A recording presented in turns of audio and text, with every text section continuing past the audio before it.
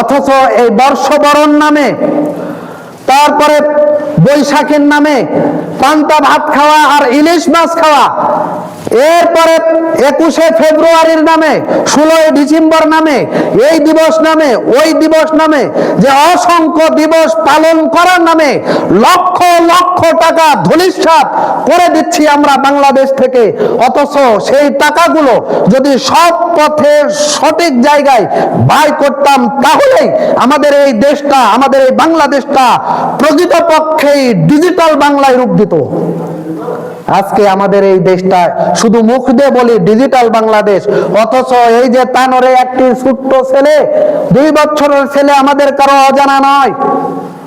গভীর নলকূপ মাত্র 48 বা 50, 52 ফিট গভীরে চলে গিয়েছে। এইখান থেকে যেই সুড়ঙ্গ দিয়ে, যেই পাইপের নালা দিয়ে একটা বাচ্চা চলে গেল, ওইখান থেকে আমরা ওই বাচ্চাটাকে 52-53 ঘন্টা পার হয়ে যাচ্ছে, তবুও সেই বাচ্চাটাকে উদ্ধার করতে পারছি না।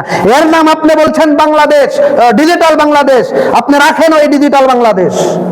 এখনো ডিজিটাল বাংলাদেশে আপনি যেতেই পারেননি।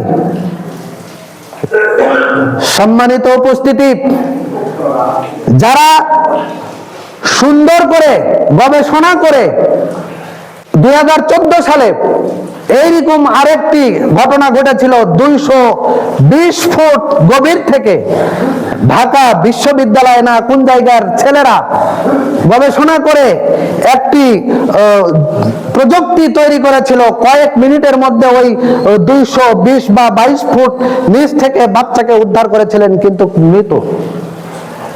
আপনি পারেন না অমুক দিবস তমুক দিবসের পিছনে টাকা খরচ না করে এই ধরনের ছেলে যারা সুন্দর প্রযুক্তি বাংলাদেশকে উপহার দিচ্ছে তাদের পিছনে টাকা খরচ করতে? আপনারা পারেন না? অবশ্যই পারবেন, কিন্তু করছেন না কেন?